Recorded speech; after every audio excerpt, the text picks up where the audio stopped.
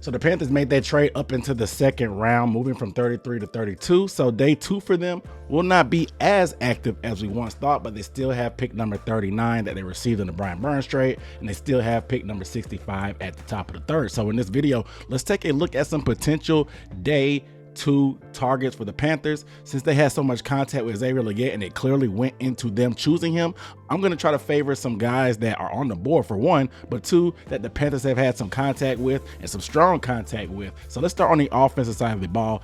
I know people are talking about center. Jackson Powers Johnson is a guy that they did meet with on a top 30 visit.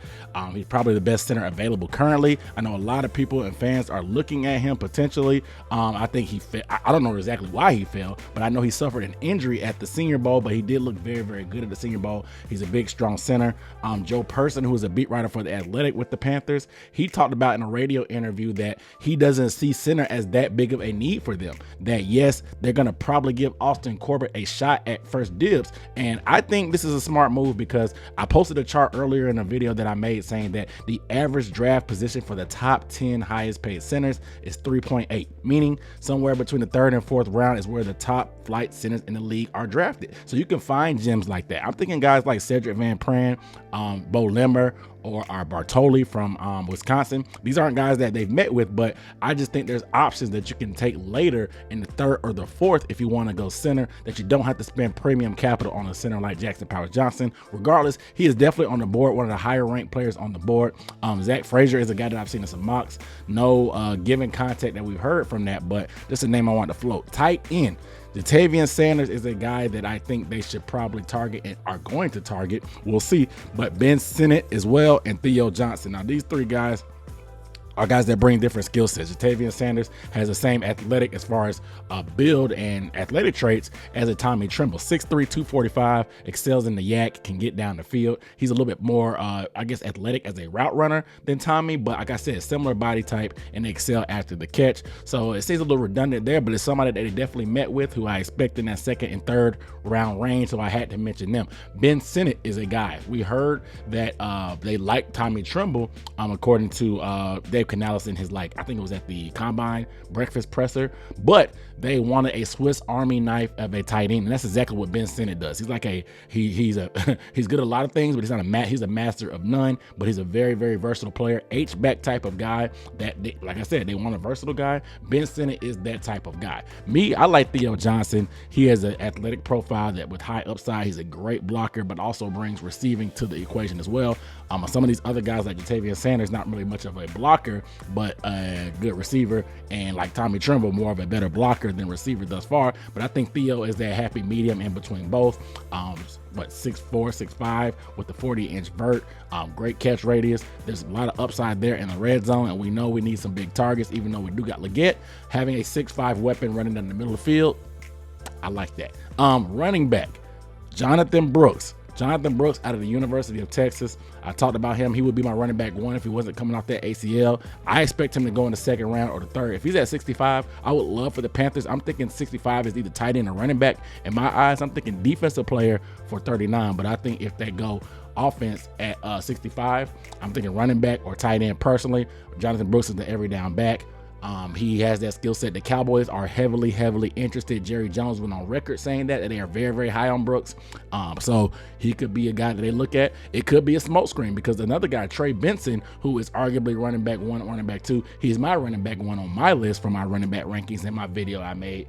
He is available as well with another 3-down skill set. Both of these guys met with the Panthers. I think that 2nd and 3rd round could be where we start seeing some running backs come off the board. So if they want to make that move, I think if one of those guys falls to 65, I think there's a real possibility that we pull the trigger there. I know it may rub some fans wrong, but you just can't ignore it because they took those visits and made that contact. Let's go over to the defensive side of the ball really quick. So I want to start with corner because Kool-Aid McKinstry is the big name, the household name that's on the board here. We haven't had any contact, but I just can't really ignore the best press man corner in the draft, in my opinion. But at the same time, this guy can play off ball as well, and is very, very smart and experienced player coming from that Saban system. I think this is a guy that we could bring in. He could start day 1 for the Panthers and have a good young tandem, and the future outlook would be great there, playing opposite of J.C. Horn. Another guy, because rumors came out, Mike Sainristil came out about him talking to the Panthers at his pro day. He's a guy that some people have said that could be an option there at 39 as well. It could have just been his agent talking. Regardless, a very, very good nickel, makes plays on the ball. They talked about they want guys that take the ball away. That's not really Kool-Aid's ministry overall, but it's definitely Sam's. I think he had 2 pick sixes this past year, so definitely a guy that can make plays on the football there. Let's go to linebacker, because a lot of people are interested in linebackers. They know we have this history of great linebackers. Similar thing like with the center. If you look at the top paid guys, a lot of them came from that 3rd round. This is a place that you can wait a little bit later if you want to, but if they want somebody like that, Adrian Cooper is a guy that has a lot of speed, can line up and rush the passer from the edge, can play spy position, very, very athletic, has that run and hit factor. He's a very, very good guy. A lot of people's LB1. And then, of course, the local guy, North Carolina State's product, Peyton Wilson. A lot of fans love this guy. He has that injury history, has a little bit of trouble getting through traffic in terms of blocks, but the connection is there. We heard in the Luke Kuechly endorsement. So clearly, Luke's connected somehow. I don't know if he's still doing scouting for them or not, or breaking down film, but he knows something. So Peyton Wilson is a guy that could be an option in the 2nd or 3rd, depending on what they do. I don't know if they're going to trade back. I would not take either of those linebackers at 39 personally, but if they trade back, it's something that you have to consider for the Panthers. Last but not least, the edge position, and this is what my gut is telling me. Edge might not be the sexiest pick or position in this draft class, but they have a lot of strong connections with some guys. Marshawn Kneeland is a guy who they talked with at the combine, who they had a private visit with as well. I have to assume, since they were at the Senior Bowl, they probably talked to him there. Like I said, the heavy contact is something that makes me pay attention to them, because they met with Legette 5 times. That let us know that it kind of tipped their hand. Kneeland is a guy that's a little bit heavier. It's a guy that brings something to this team that we don't currently have, because Jadeveon Clowney does play edge, but he's not an every down edge anymore. If you saw my film breakdown, I told you about how lopsided his snaps were in terms of how many for the pass scenarios and how many he actually played. So you're definitely going to need to be able to get the most out of a 30-year-old edge. You need to rotate him. So Kneeland gives a guy that can rotate with him early on, and as he kind of learns underneath him as he develops some of his pass rush repertoire, but very strong at the point of attack, a very, very strong high motor that runs hot, gets after it. This guy played against a small competition. The sack production wasn't there, but I think he fits pretty much the mold with the arm length and just how they want to play, and just that high motor with arm length, I think it pretty much fits the bill for a Jerry Vero 3-4 defensive end or outside linebacker. So Kneeland is a guy that I think could be the pick at 39. My gut tells me that. Adisa Isaac is another guy from Penn State. A guy is a little bit lighter in the pants, opposite of Chop Robinson, but I think he's a better all-around player than Chop. They put him through his pro day workout. So that lets me know that it can't be ignored. They did the same thing with Xavier Legette. They put him through his pro day workout with drills as well. So our outside linebacker coach did that for Isaac. This is something you got to pay attention to. I don't know if it's going to be at 39 or if he's going to be available at 65. I think he's somewhere in that mid-second round. So if they trade back, he could be a guy. But if they stay at 39, I think Kneeland could be the guy. That's what I'm saying. My gut is telling me I want corner, but my gut is telling me. And last but not least, Austin Booker. I'm not sure if he's a 2nd or 3rd round pick where he's at.